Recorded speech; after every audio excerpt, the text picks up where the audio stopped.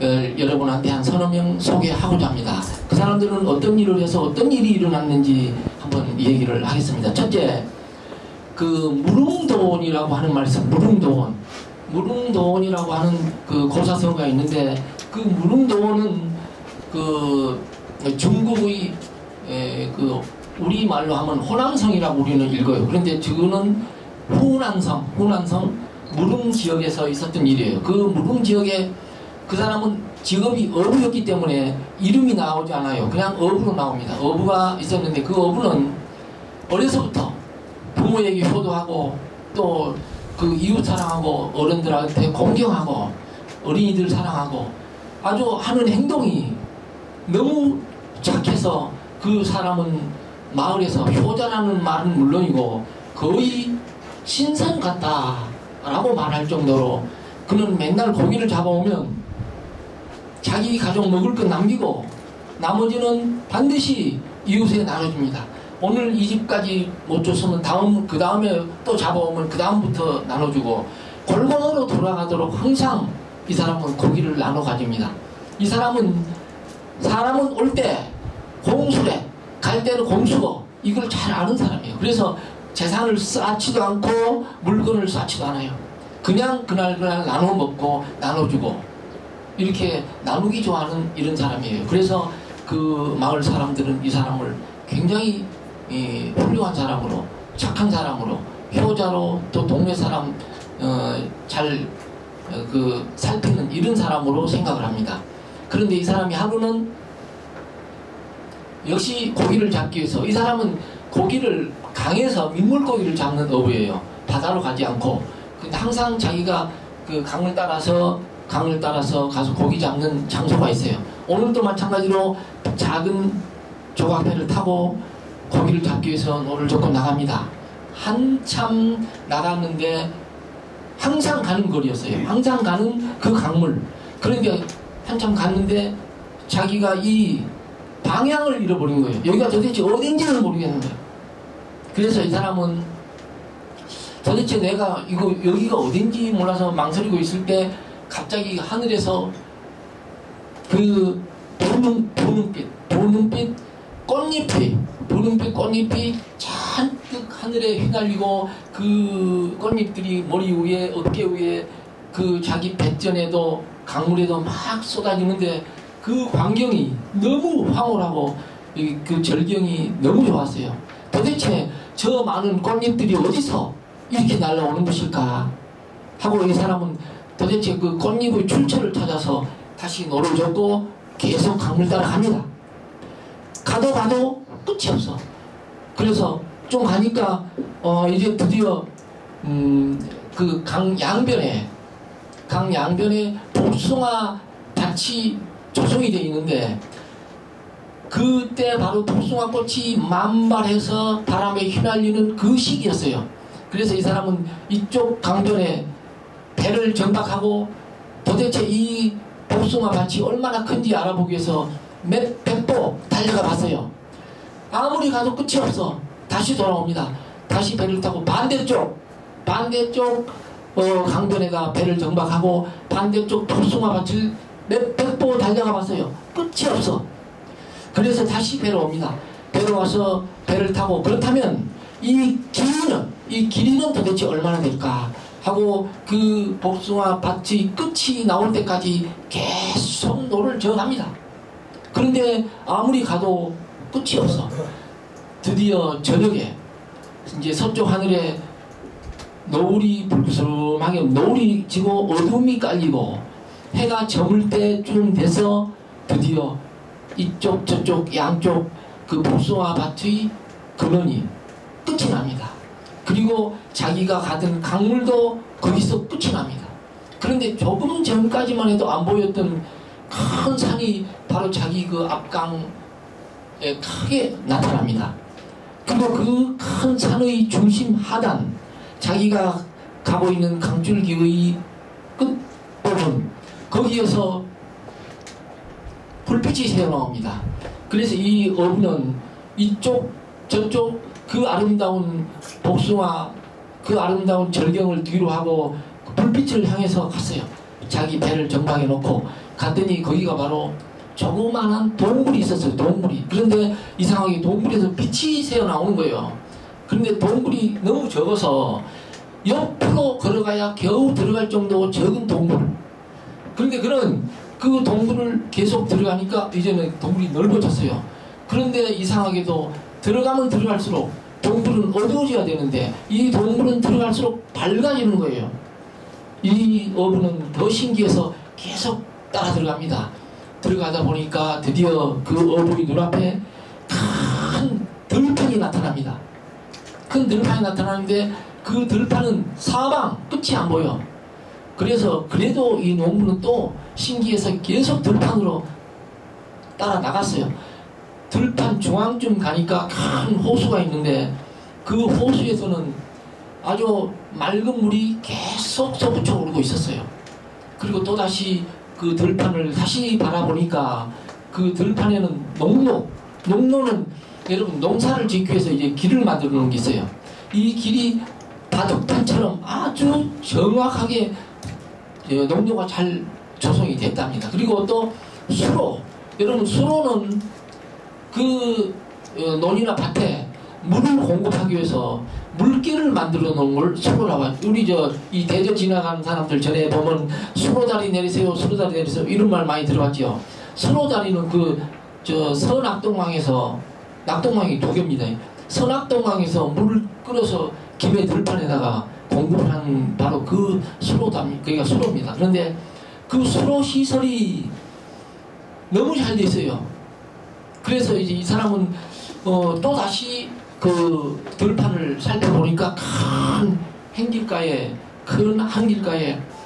꼭 그 궁전 같은 주택들이 일렬로 딱 줄지어서 정돈되어 있는데 너무 멋있어요. 이 사람은 이렇게 생각합니다. 도대체 이렇게 좋은 세상에는 누가 살고 있을까? 누가 살고 있을까? 이런 생각을 합니다.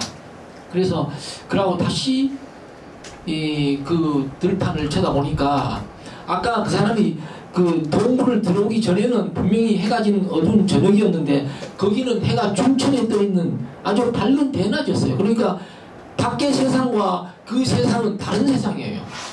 근데 이제 거기서 도대체 누가 살고 있을까 하고 그 들판을 다시 살펴보니까 드디어 농부들이 일하고 있는 모습이 보였어요. 근데 그 농부들은 바로 그 머리가 하얀 할머니 할아버지들도 계셨고 아주 어린 아이들도 있었어요. 젊은 사람도 있었고 남녀노소 막론하고 똑같이 밭에 나와서 일을 하고 있어요. 그런데 그분들은 얼마나 기뻤는지 웃음이 끝이지 않았어요. 그렇게 기뻐하면서 웃으면서 농사를 지읍니다. 할머니, 할아버지, 애들까지도. 그래서 이 어부는 도대체 저분들은 누구실까 하고 이제 그분들을 찾아갑니다. 찾아가는데 그 농부들이 이 어부를 발견하고 깜짝 놀랍니다. 당신은 누구세요? 여기를 어떻게 오셨어? 하고 따져 묻는 거예요. 그럴 때 이 어부는 그들한테 사실대로 얘기합니다. 나는 어디 사는 어부인데 오늘 또 고기 잡기 위해서 나왔는데 그 멋있는 부소와 밭을 만났고 동굴을 만났고 여기 동굴에 들어와서 이 들판을 만났고 저 아름다운 궁전 같은 마을을 만났고 당신들을 만났습니다. 그런데 도대체 당신들은 누구시길래 여기 와서 이렇게 살고 있습니까? 하고 물었어요. 그런데 그들이 하는 말이 이런 대답을 합니다. 그들은 500년 전에 그 진나라 때, 그러니까 진시황 때 진나라에 전쟁이 있었는데 그 전쟁을 피하기 위해서 우리 집안 제일 어른되는 분이 우리 친척과 우리 가족들을 이끌고 이 동굴에 들어왔는데 우리가 여기 와서 사는 모습이 너무 서로 친척 가족끼리 다정하고 나눠 먹고 서로 유의하고 하는 모습이 꼭 신선 같다 하여 신선협회에서 여기 우리 오는 모든 가족과 친척들에게 신선 자격증을 줬습니다. 이러는 거예요. 근데 그래서 우리는 이 신선 자격증을 받고 나서 아직까지 바깥 세상을 500년이 넘도록 한 번도 나가본 적이 없습니다. 지금 바깥 세상은 어떤 세상입니까? 하고 물어보는 거예요. 그래서 이 어부가 진나라가 끝난 다음에는 한나라, 우리 저 한문이 들어왔던 그 한나라가 지난 다음에는 위나라, 이렇게 이제 그 역사를 얘기를 쫙 해줬어요. 그러니까 이 사람들은 그 신기하다는 듯이 얘기를 하면서, 그러니까 자기들은 지금 거기 들어온 지가 500년이 넘었는데 아직 거기 들어온 사람 중에 한 사람도 사망하거나 병들거나 다친 사람이 없다는 거예요. 그렇게 지금 잘 살고 있다는 거예요. 그래서 그런 얘기를 하면서 이 하는 말이, 당신한테 내가 더 밖에 세상 얘기를 듣고 싶으니까 오늘 저녁에 내가 당신을 우리 집으로 초대하겠습니다. 오늘 저녁에 우리 집에 가서 식사하시고 우리 집에서 주무십시오. 이 어부는 사양하지 않고 따라갔습니다. 따라가는데 역시 궁전 같은 집에 데리고 가서 아주 진수성찬으로 대접을 합니다. 근데 그때 그 신선 마을에서는 외계에서, 그러니까 바깥 세상에서 어떤 어부가 왔는데 바로 어느 신선집에 지금 초대를 받고 있다, 이 소식을 듣고 온 신선 마을 그 신선들이 다 그 집으로 모입니다. 그 집으로 모여서 밤늦도록 밖에 세상 얘기를 하고 그 안에 세상 얘기를 합니다. 근데 그때 이제 모든 얘기를 다 합니다. 여기의 그 신선 마을에는 아까 말한 대로 병균, 세균 뭐 이런 게 없어서 아프지나 다치지를 못하고, 아무리 무거운 짐을 져도 무겁지 않고, 아무리 힘든 일을 해도 피곤하지 않고, 아무리 먼 길을 가도 그들은 축지법을 쓰기 때문에 교통, 뭐 비행기, 철도, 버스, 승용차, 버스, 이런 택시 같은 게 필요 없고, 이런 멋있는 세상이라는 것을 다 얘기해 줍니다. 교육도 필요 없고 학생도 선생도 필요 없다. 우리는 절도가 없기 때문에 형사, 변호사, 판사 이런 거 다 필요 없다. 한 얘기를 쫙 다 해줍니다. 그래서 이 사람은 이제 다음에는 내일 저녁은 우리 집으로 오십시오 하고 또 이제 그 미리서 그 예약을 합니다. 초대를 미리 예약을 하는데 한 6집에서 오늘은 이 집으로 오고 내일은 저 집으로 가고, 그런 예약을 미리 받아놓습니다. 받고 이 사람은 일주일 동안 그 신선들 집에 다니면서 대접을 받고, 모든 신선들이 나와서 환송을 합니다. 환송을 하는데 그분들이 하는 말, 어디를 가든지 우리가 여기에 살고 있더라는 말을 아무에게도 하지 마십시오 라고 말합니다. 이분은 예 알겠습니다 하고 갔어요. 갔는데 이제 자기가 들어왔던 동굴을 통해서 나갑니다. 자기가 그 정박했던 배를 타고 다시 고향을 향해서 노를 젓고 나갑니다. 그런데 자기가 올 때 봤던 그 멋있는 복숭아밭, 그 멋있는 꽃잎은 아직도 휘날리고 있었습니다. 그는 열심히 노를 져서 가면서 군데군데 표적을 남깁니다. 나중에 또 찾아가고 싶은 욕심이 있었겠죠. 그래서 군데군데 많은 표적을 남기고 갔어요. 드디어 집에 도착했습니다. 집에 도착했는데 자기 부인은 이미 고기잡이 하다가 사망한 걸로 알고 있었어요. 일주일 동안 안 오니까 이미 돌아가신 걸로 알고 있었는데 당신 지금 어디 있다가 오셨느냐고 묻습니다. 그런데 이 어부는 그 신선들이 그렇게 얘기하지 마라 부탁을 했는데도 불구하고 마누라한테 거짓말 할 수가 없었어요. 그래서 마누라한테 얘기를 합니다. 나는 지금까지 신선들의 집에서 초대를 받으면서 일주일 동안 이렇게 있다 왔습니다. 마누라가 기가 막힌 일이죠. 아니 당신은 어부에 불과한데 어느 신선이 당신을 초대한단 말입니까? 그러니까 사실입니다 라고 말합니다. 이 어부 부인은 믿어지지 않았습니다. 그래서 그 다음날 날이 밝기 바쁘게 이웃마을 저 동네 찾아다니면서 우리 남편이 일주일 동안 어디 있다가 이제 왔는데 어디 갔다 왔느냐고 물어보니까 그 신선들에게 초대를 받으면서 대접을 받고 왔다 이런 얘기를 하는데 이게 세상 맞는 얘기입니까? 하고 얘기를 하는 거예요. 그런데 그 얘기가, 그 소문이 지난 며칠 사이에 이 동네 저 동네에 퍼져서 온 고을에 다 퍼집니다. 그 고을 원님, 그 고을 태수, 그 고을 태수가 이 사실을 듣게 알게 됐어요. 그래서 자기 부하들을 시켜서 거기에 그 어부를 빨리 잡아오너라 명령을 합니다. 그 어부가 드디어 그 태수 앞에 나갑니다. 네가 이런 일이 있었다는데 사실이냐? 예, 저는 이런 일이 있었습니다 하고 자초지종을 다 얘기를 했어요. 얘기를 했더니 그러면 너는 지금도 거기를 찾아갈 수 있겠느냐? 그러니까 이 어부가 예, 있습니다. 내가 올 때 여러 군데 표적을 남겨놨습니다. 그래서 분명 나는 쉽게 찾아갈 수가 있을 겁니다. 그러면 내가 내일 더 큰 배와 장정들을 한 100명을 더 보강해 줄 터이니 너는 거기에 가서 그걸 확인하고 오너라.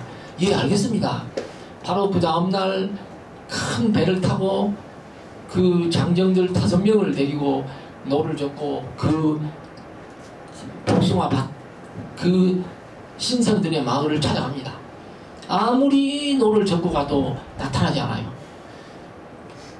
어제 같으면, 바로 지난번 같으면 해가 저물 무렵에는 복숭아밭도 다 지나고 동굴도 보이고 그 들판이 보여야 되는데 아무리 봐도 들판도 신선들도 그 궁전 같은 마을도 안 보여요. 그래서 지금 돌아가면 우리가 태수에게 꾸중을 들을 수 있으니 내일 하루 더 찾아보고 가자. 오늘은 그냥 배에서 자도록 하자. 배에서 잡니다.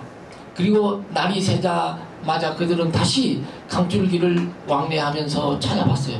아무리 찾아도 그 복숭아 나무가 많이 있던 그곳에는 잡초만 잔뜩 우거져 있고 아무것도 찾을 수가 없었어요. 그들은 할 수 없이 그 태수에게 가서 아무리 찾아도 못 찾았습니다. 그러니까 태수가 당장 화를 내면서 그러면 너는 어부 너는 모든 사람들과 나를 속인 거 아니냐? 그러니까 아닙니다. 저는 사실입니다. 그렇다면 너는 나에게 큰 벌을 받아야 된다 라는 얘기를 했어요. 그때 그 어부가 큰 벌을 받는다는 말을 이 어부의 마을 사람들이 듣고 마을 사람들이 어부를 그 태수를 찾아갑니다. 이 사람은 어려서부터 부모 잘못이고 동네 사람 잘못이고 거의 신선에 가까운 사람이라고 소문난 사람입니다. 이 사람은 거짓말할 사람이 아닙니다. 이 사람을 용서해 주십시오 하고 빌고 빌어서 그는 원님 그 태수로부터 풀려 나옵니다. 그래서 그는 그 마을에 다시 와서 그 마을 주민들과 아주 행복하게 잘 살았다는 이런 이야기인데 이 사람이 효를 실천했기 때문에 어떤 일들이 일어난가 하면 그 우리가 일반 사람들이 볼 수 없는 그 화려한 복숭아 무릉도원을 구경할 수 있고 다른 사람이 볼 수 없는 밝은 동굴, 다른 사람이 볼 수 없는 그 넓은 들판, 다른 사람이 볼 수 없는 그 궁전 같은 신선들의 마을, 또 그들은 직접 신선들을 만나서 일주일 동안 대접을 받고 오는, 이것은 바로 이렇게 효를 실천했기 때문에 우리가 상상할 수 없는 일들이 일어난 거예요. 그래서 효는 생각해도 안 되고 계획만 해도 안 되고 반드시 실천해야 이루어진다.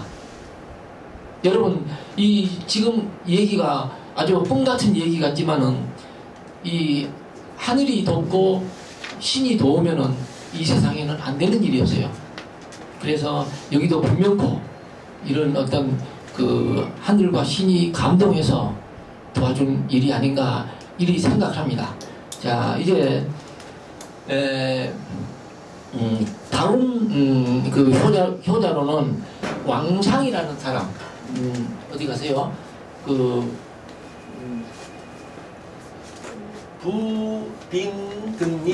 부빙등리라는 말은 이거는 가를 부자, 깰 부자, 쪼갤 부자, 부술 부자. 그러니까 얼음을 깨고 임원을 얻다. 누가?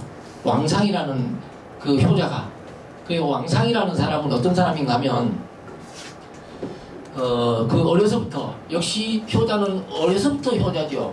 여기도 마찬가지로 어려서부터 부모 잘 모시고 이웃 사람한테 인사 잘하고 그야말로 13살밖에 안 된 애가 어른다운 행동을 하기 때문에 마을에서는 정말로 효자라고 이름이 났어요. 그런데 이 아이가 13살까지는 자기 어머니와 행복하게 잘 살았는데 13살 되는 해에 자기 어머니가 돌아가십니다. 그러니까 이 아이는 아주 막 그냥 통곡을 하고 옵니다. 이 사실을 안 마을 사람들이 거기에 다 모여옵니다. 모여와서 왕상이를 위로하고 또 같이 울어주고 조문을 하고 또 남자들은 와서 상여를 만들고 모든 장례 준비를 합니다. 장례 준비를 하는데 그 다음 날은 드디어 왕상이 돌아가신 어머니를 그 상여에 싣고 뒷산에 가서 왕상이 어머니를 깊이 묻어주고 무덤을 아주 멋있게 만들어줬어요. 왕상이는 자기 어머니를 묻어준 그 어른들에게 고맙다고 감사하다고 인사하고 그 다음날부터 매일 그 무덤에 가서 울고 옵니다. 한 달, 두 달이 돼도 계속 울고 옵니다.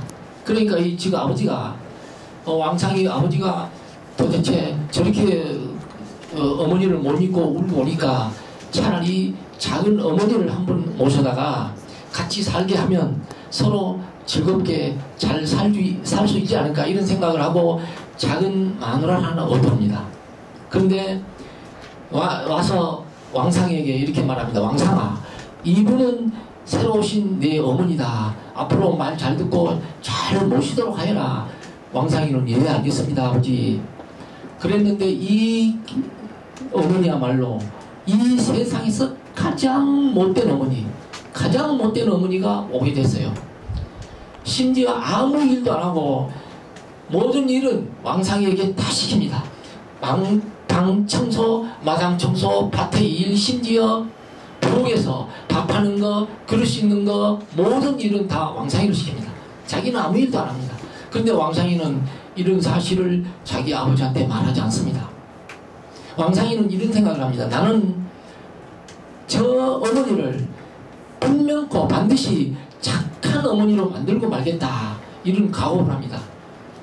그런데 그게 여러 달이 지나도 어머니는 조금도 변하지 않았어요. 아주 나쁜 짓만 계속합니다. 그때 왕상이의 마당가에는 큰 사과나무가 있었다고요. 그 사과나무는 수령이 한 50년이 넘었기 때문에 가지도 많고 굉장히 큰 나무죠. 그런데 한 해에는 거기에 사과가 아주 굉장히 많이 열렸어요. 가지가 쭉쭉 쳐질 정도로 많은 사과가 열렸습니다. 그런데 그때 가을쯤 됐어요. 가을쯤 됐는데 태풍이 불어옵니다. 태풍이. 근데 왕상이 어머니는 왕상이를 부릅니다. 왕상아, 너는 저 태풍이 다 지나갈 때까지 저 사과나무를 꽉 붙잡고 하나도 떨어지지 않게 하라. 왕상이는 예 어머니 알겠습니다 하고 나갑니다. 나가서 나무를 붙잡으려고 하니 나무 가지는 수백 개인데 왕상이 혼자 다 잡을 수 없어요. 왕상이는 오직 한 가지만 다 붙잡고 있습니다. 그런데 태풍이 몰아치기 시작하는데 그 많은 가지는 왕자왕 춤을 추고 왕상이가 날려갈 지경이에요. 또 바람만 부는 게 아니었어요. 폭우, 태풍, 천둥, 번개 밤새도록 쉬지 않습니다. 그런데 왕상이 어머니는 왕상아 너무 태풍도 심하고 또 천둥 번개가 심하니까 들어오너라 이런 말 하지 않습니다. 날이 새 때까지 붙잡고 있으라고 합니다. 왕상이는 어머니 명령이니까 꽉 붙잡고 그냥 있습니다. 그 천둥 번개 실같이 어두운 밤 그 태풍 그 폭우 다 맞으면서 드디어 날이 샜어요. 날이 밝았어요. 왕상이는 정신을 차려봤어요.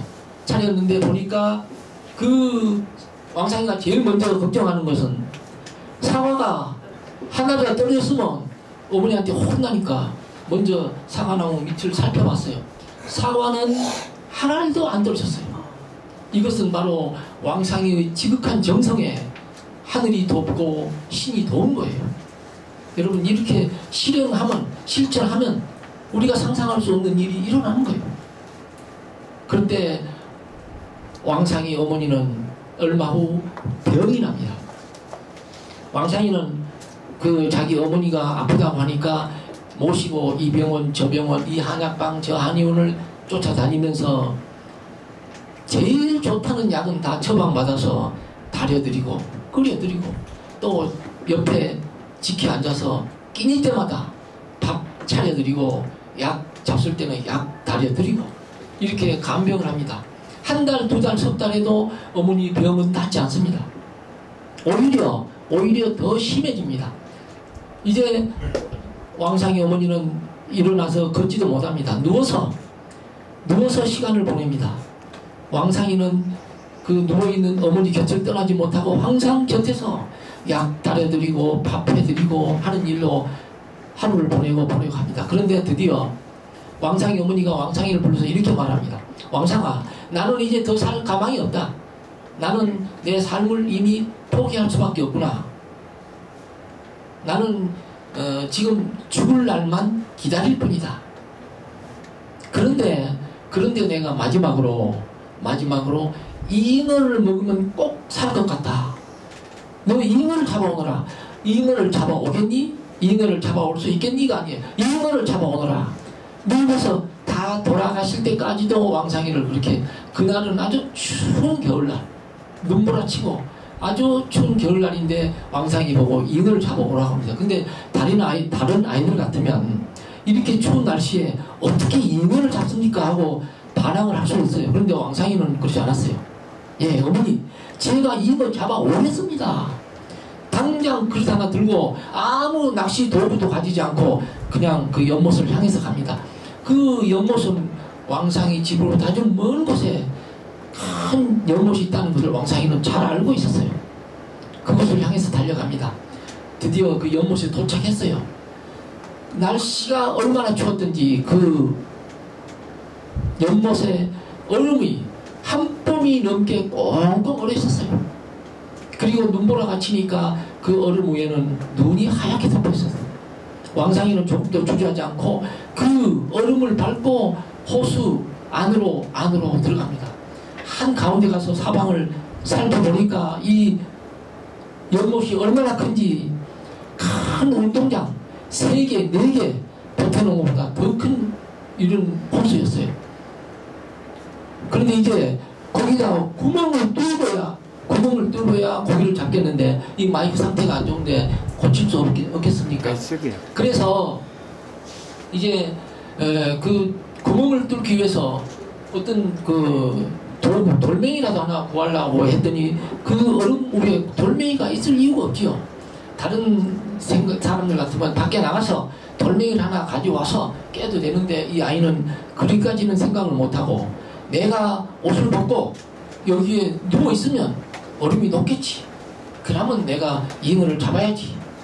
이런 생각을 하고 그 찬바람, 그 눈보라 치는데 그 넓은 호수 가운데 옷을 벗고 누웠습니다.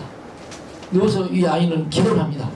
하나님, 나는 우리 어머니를 꼭 살려야 됩니다. 우리 어머니는 바로 잉어를 잡으면 꼭 살겠다고 했습니다. 내가 잉어를 잡을 수 있도록 도와주십시오 하는 얘기를 반복해서 계속 기도를 합니다.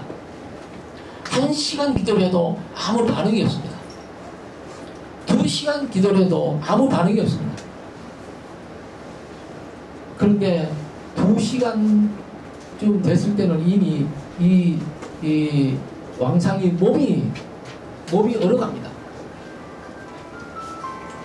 왕상이는 자기 몸이 얼어가는 것도 모르고 계속 기도만 하고 있습니다. 그때 바로 왕상이 등 밑에서 쩍 하고 얼음 깨지는 소리가 났어요. 왕상이는 깜짝 놀라 일어나 봤습니다.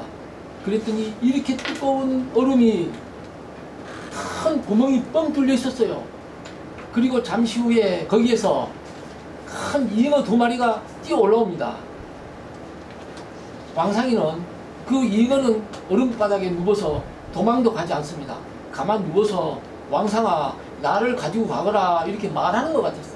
근데 왕상이는 이미 하늘이 자기를 도와서 얼음도 깨주고 이응도 올려 보내준 걸로 알고 있었어요. 그는 하늘을 우러러 하나님 감사합니다, 고맙습니다 크게 인사하고 기도하고 그 이응어를 그릇에 담아서 집으로 뛰어갑니다. 그 앓고 계시는 어머니에게 그 이응어를 보여줍니다. 어머니가 그걸 보시고 왕상아 이걸 네가 잡았느냐 하니까 왕상이가 아닙니다 어머니 내가 잡지 않았습니다. 그러면 누가 잡았느냐? 이거는 하늘이 나에게 잡아준 것입니다 라고 말했어요. 그리고 그 잉어를 깨끗이 씻어서 어머니가 잡수기 좋게 하여 어머니에게 드렸습니다.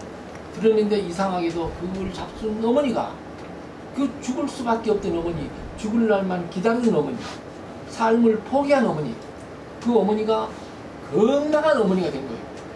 건강한 어머니가 됐는데 더욱이 신기한 것은 이제 그 어머니가 왕상이를 부릅니다. 왕상아, 내가 그동안에 너에게 너무 구박을 많이 했구나. 나는 앞으로 너를 내가 난 자식보다 더 사랑하고 더 귀여워하고 더 예뻐하겠다. 지금까지 있었던 나의 모든 죄를 용서하라. 네가 죽을 나를 살려줬구나 하면서 왕상이를 사랑합니다. 그 후부터는 이 왕상이와 계모는 아주 행복하게 잘 살았다는 이런 이야기입니다. 여러분, 이것도 왕상이가 반항하고 그 이응어를 잡으러 가지 않았다면, 또 반항하고 사과나무를 잡고 있지 않았다면 이런 일이 일어나겠습니까? 그래서 효는 실천하면 우리가 상상할 수 없는 일들이 일어난다 하는 것을 여기서 보여주는 것입니다. 우리가 이건 좀 어떤 그 있을 수 없는 일이라고 생각하지만, 우리는 옛날에 그 심청년을 보면은 심청이가 인당주에 빠져서 죽었는데 어떻게 용왕을 만나서 연꽃을 타고 다시 나와서 왕비가 되겠습니까? 그걸 우리가 부정한 사람이 없어요. 그렇게 실천하면 상상할 수 없는 일들이 이루어진다라고 우리 국민은 다 알고 있어요. 우리 중국 사람들도 마찬가지예요. 그래서 이런 일이 일어나는데 지금 3시 반이니까 아직도 시간은 좀 있는 것 같습니다. 있는 것 같은데 이제는 우공이산이라는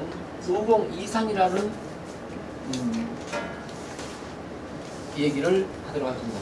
이 우공이산은 우공이라는 사람이 이 차라리 마이크 없이 할까요? 아유, 잘 들리는데. 잘 들려요. 안 해도 되고 해도 되고 잘 저 우공이라는 사람이 산을 옮겼다 이런 뜻이에요. 우공이라고 사는 사람은 당시에 나이가 90살 되는 우공의 집은 앞에가 태행산, 뒤에가 왕옥산이라고 하는 큰 산이 있어요. 산이 있는데 그 중앙에 살고 있어요. 자기가 뒤에 있는 산은 그냥 참겠는데 앞에 있는 산은 도대체 이 산 때문에 괴로워서 못 살겠어. 그러면 중국이라는 나라는 하루 종일 이틀 종일 차를 타고 가도 끝이 없는 벌판이 있는가 하면, 하루 종일 이틀 종일 차를 타고 가도 끝이 없는 사막지대도 많습니다. 자기가 앞이 트인 곳에 가 살고 싶으면 그거가 살면 되는 것이에요. 하필이면 그 높은 산을 없애려고 합니다. 근데 그 높은 산이 어느 정도 높은가 하면 그 산의 넓이가 사방 700리, 높이가 만 길이더라 이랬어요. 그러면 여러분, 만약에 미국 사람들의 키로, 만 길이면 사람 키를 만 배 한다는 뜻이거든요. 미국 사람들의 키로 한다면 아마 미국 사람들은 2m가 넘는 사람이 있으니까 그게 2만 m 될 거예요. 2만 m. 그래서 중국 사람들 키로 한다면 보통 한 160cm 잡고 한 16,000m, 16,000m의 높은 산, 그 700리가 되는 넓은 산, 이것을 치우고 싶어요. 이 할아버지가, 90살 먹은 할아버지가. 그래서 하루는 이 90살 먹은 할아버지 가족은 아들 셋, 손자 하나, 자기 마누라 이렇게 5식구, 자기까지 6식구가 살고 있었어요. 6식구를 다 불러 모읍니다. 나는 이 산 때문에 도저히 못 살겠다. 이 산을 좀 치우자. 그렇게 회의를 합니다. 회의를 하는데 그 세 아들은 예, 아버지 말씀대로 하겠습니다. 손자도 할아버지 말씀대로 하겠습니다.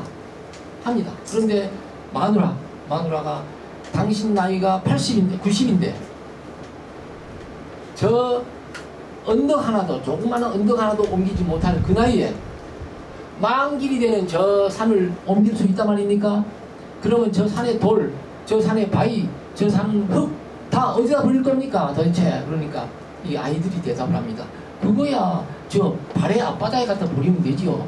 발에 그 사람들이 사는 곳은 중국의 중심지쯤 됩니다. 중국의 중심지. 그런데 발의 앞바다는 바로 우리 동해와 중국의 그 중간 바다 거기다 버린답니다. 그래서 이제 그 부인이 아무리 반대를 했지만 애들이 찬성을 하니까 그 다음 날부터 막바로 작업에 들어갑니다. 막 산을 타고 돌을 깨고 한 집씩 다 짊어집니다. 짊어지고 그 발의 앞바다를 향해서 갑니다. 갔다가 버리고 여기 오니까 딱 365일 1년이 걸린 1년 걸렸어요. 그러니까 이제 마을 사람들이 이제 나와서 그 노인을 희롱하는 거예요. 이거 봐라 노인, 저 한 번 갔다가 오는데 1년이 걸렸는데 이 큰 산을 언제 버린단 말입니까? 언제 치운단 말입니까? 그러니까 이 할아버지 하는 말, 당신이야말로 정말 천박하고 생각할 줄 모른다. 내가 못하면 우리 아들들이 못하면 손자들이 못하면 그 다음 손자들, 대대로 가면 우리 산을 옮길 식구들은 많아지고 산은 자라나지 않고 때문에 언젠가는 여기는 평야가 되고 말 것이다. 이 산은 반드시 드러내고 말 것이다. 왜 그걸 모르느냐 하면서 오히려 그 마을 사람들을 면박을 줍니다. 근데 이제 이걸 듣고 있던 이 의지를, 이 강한 이 우공이라는 할아버지의 그 고집을 듣고 있던 두 산신이 있어요.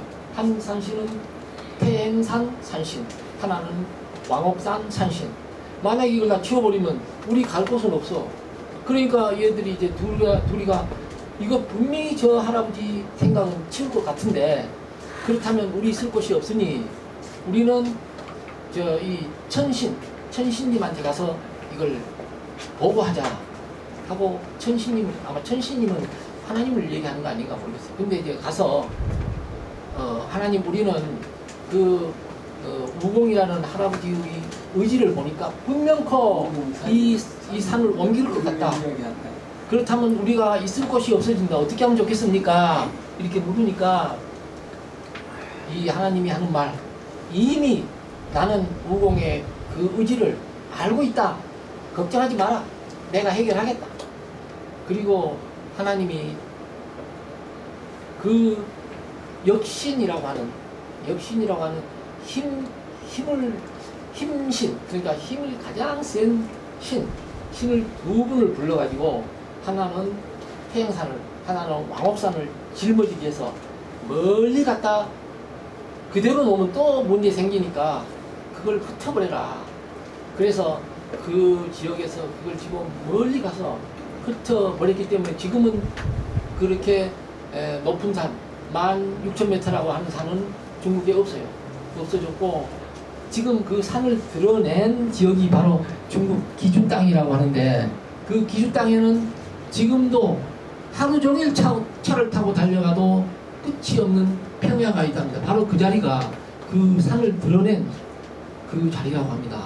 여러분 이것도 나는 이제 여기서 뭐가 감동이냐면은 그 아이들이 이 365일 동안 흙을 짊어지고 그 바다에다 버리고 왔는데 또 짐을 실는 거예요. 또 가기 위해서. 그러니까 나는 이 자식들과 손자가 효성이 없었다면, 효심이 없었다면 과연 그렇게 했겠는가? 그래서 나는 그 우공 할아버지 고집보다 이 세 아들과 한 손자의 효행에 대해서 정말로 칭찬하고 싶습니다. 여러분 1년 동안 짐을 지고 갔다 오면 아버지 나는 더 못합니다. 안됩니다. 갔다 오니까요 깨가요 죽을 것 같습니다. 이렇게 반항했을 거예요. 그런데 그들은 아무 말 안 하고 또 짐을 실는 거예요. 그러니까 이거 얼마나 대단한 효자들입니까? 그래서 나는 이것도 이 애들이 효성에 의해서 이렇게 그 큰 산을 옮길 수 있지 않았나 이런 생각을 해봅니다. 그래서 반드시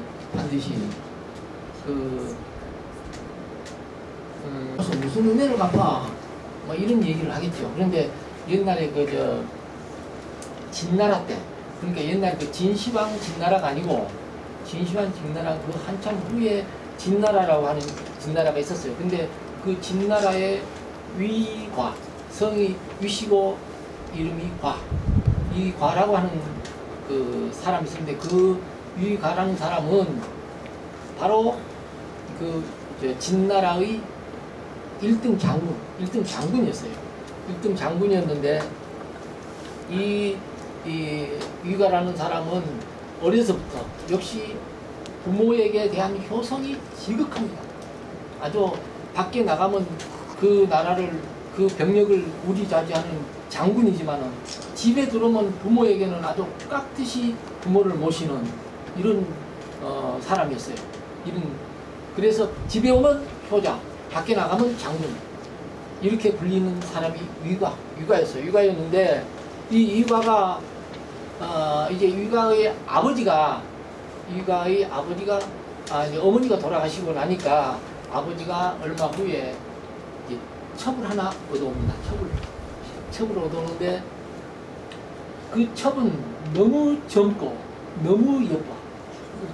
그러니까 이 위가의 아버지는 자기 그 처가 예쁘고 젊고 하니까 항상 그 자기 첩과 같이 있으려고 잠시도 떨어지지 않으려고. 그런데 이제 얼마 같이 행복하게 살다가 어느 날 위가의 아버지가 병이 납니다. 병이 나서 이제 뭐 위가도 역시 뭐 여기저기 좋은 한의원 다 다니면서 좋은 약 처방받아서 간병을 해도 아버지 병은 낫잖아요. 그래서 열심히 간병을 하고 있는데 아버지가 과를 부릅니다. 과야, 예 아버지, 내가 죽으면 말이야, 내가 죽으면 네 작은어머니를 아주 좋은 집을 물색해서 좋은 집으로 개가를 시켜줘라, 다시 시집을 보내줘라, 이렇게 명령을 합니다. 그러니까 이거는 예 아버지 그렇게 하겠습니다. 반드시 아버지 시킨 대로 하겠습니다. 그러고 이제 몇 개월 또 지났는데 이 아버지 병은 더 심해집니다. 이제는 인사불성, 사람도 잘 몰라볼 정도로 됩니다. 그때 아버지가 또 위과를 부릅니다. 위과야, 이제 지금 위시니까 위과야 안 했겠지, 그래. 과야 이랬겠지. 과야, 이제 그러니까 예 아버지 말씀하십시오 하니까 내가 죽으면 말이다, 네 어머니를 자살을 시켜서 내하고 같이 묻어주라, 이렇게 얘기를 합니다. 그걸 옛날에 순장이라고 그러죠. 순장, 따라 죽을 순자. 너도 내를 따라 죽게 만들어 달라, 네 어머니도. 그러니까 이 위과는 자기 아버지 말을 반항하지 못하니까 예 알겠습니다 아버지, 그대로 하겠습니다. 그랬는데 얼마 살다가 아버지가 세상을 떠납니다. 위과는 아버지로부터 두 가지 명령을 받았어요. 하나는 좋은 집으로 보내줘라, 하나는 자살을 시켜서 내하고 같이 넣어주라. 위과는 고민을 합니다. 도대체 이 두 명령 중 어느 명령을 따라야 좋을까? 그런데 위과가 생각을 합니다. 내가 만약에 내 친어머니가 자살을 시켜서 아버지하고 같이 묻어달라면 나는 절대 그렇게는 못한다. 나는 작은 어머니라도 어머니인데 작은 어머니를 자살시키는 것은 그것은 나는 효가 아니라고 생각한다. 나는 아버지의 멀쩡한 정신 때, 그러니까 인사불성이 아닌 때, 그때 했던 말을 나는 따르겠다 이렇게 생각을 하고 그 어머니를 아주 좋은 집 물색해서 개가를 시켜줍니다. 개가를 시켜줬는데 얼마 후에 그 나라에는 큰 전쟁이 붙습니다. 자기 나라보다 훨씬 강한 나라가 이미 그 진나라를 공격하기 위해서 진나라 바로 그 입구에서 지금 전쟁만 그냥 전진만 명령만 기다리고 있는 거예요. 그런데 그때 유가도 자기 병력들을 이끌고 그들과 마주 싸우기 위해서 그 전쟁터 나가서 매복을 하고 숨어서 지금 준비를 하고 있습니다. 준비를 하고 있는데 어떤 하얀 그 백발 노인이 바로 그 전쟁터는 잡초가 바로 허리까지 오는 이런 잡초 풀밭이었어요. 풀밭이었는데 그 어떤 하얀 할아버지가 그 풀밭에 와서 풀을 한 주먹 한 주먹 쥐어서 자꾸 묶어놓는 거예요. 이렇게 묶어놓고 하는 거예요. 그래 이제 그 할아버지는 유가의 눈에만 보이, 다른 사람 눈에는 안 보입니다. 근데 이 유가가 아니 저 할아버지 저러면 안 되는데 저기서 저러고 있으면 다치는데 큰일 나는데 하는 걱정을 하고 있었어요. 그래도 이 할아버지는 아랑곳하지 않고 계속 풀을 묶고 있었어요. 그런데 드디어 전쟁이 시작됩니다.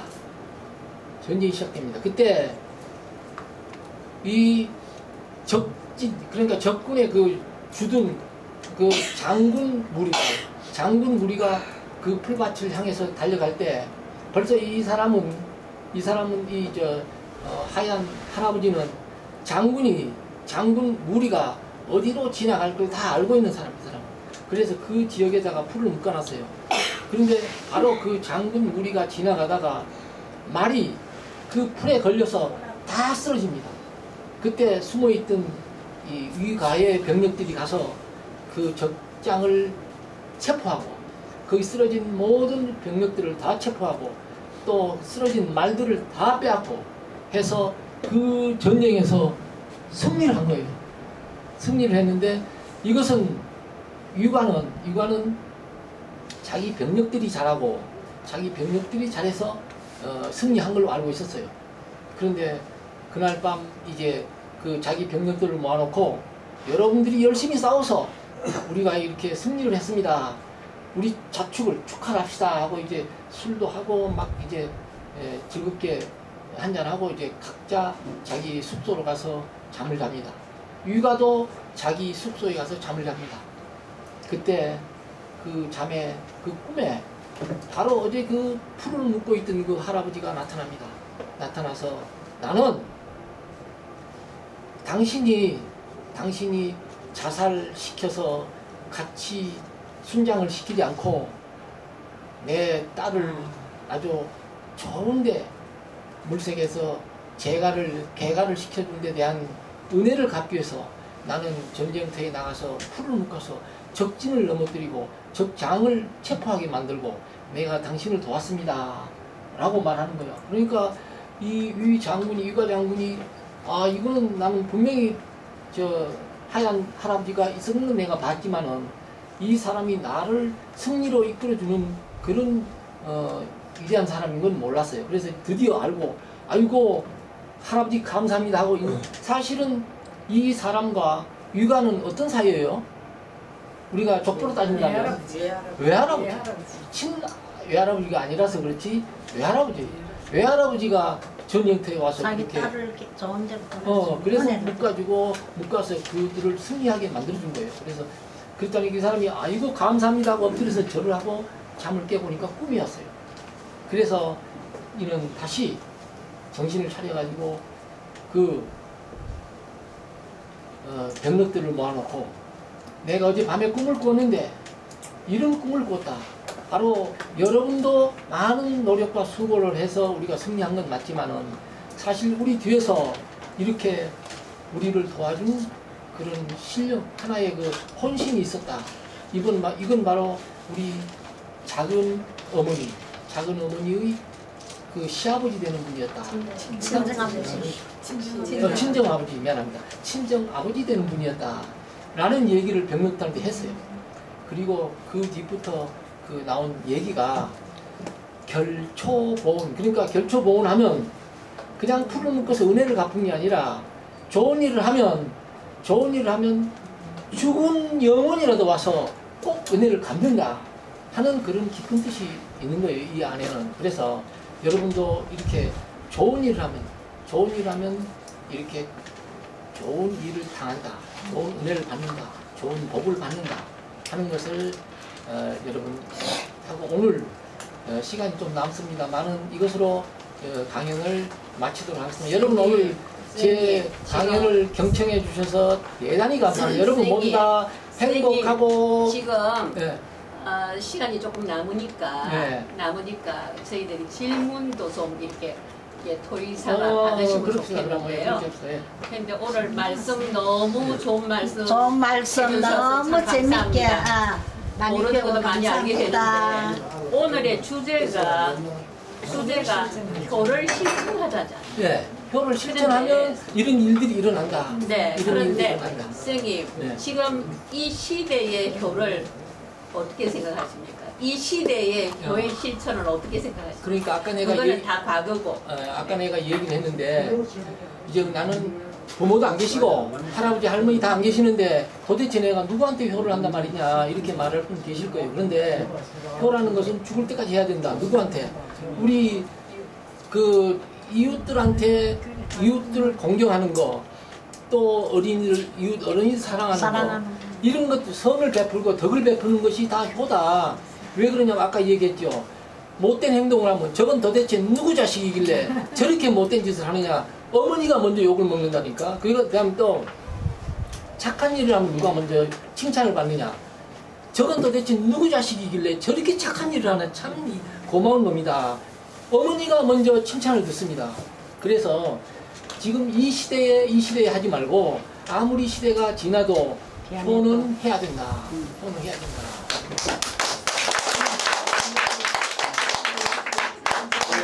너무 좋은 말씀. 감사합니다. 지금까지 열심히 강의하신 분이나 열심히 들어주신 분들께 또 효를 실천하면 상상할 수 없는 일이 난다라는 좋은 말씀을 오늘 강의해 주신 선생님께 큰 박수로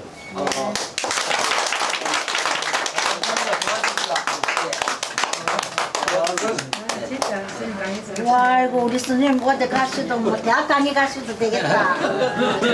너무 훌륭하십니다. 대학에서 할 수 있는 오늘 많이 오셔가지고 네. 저희들이 굉장히 감사를 드립니다. 평소에 이렇게 많이 좀 이런 강의가 화요일마다 매주 화요일 같은 시간에 일어나니까 시간 되시면 꼭 같이 안 오셔도 한 분 한 분 오셔도 좋으니까 꼭 오셔서 그 다음에도 계속 좀 많이 와주시면 대단히 감사하겠습니다. 감사합니다. 안녕히 가십시오.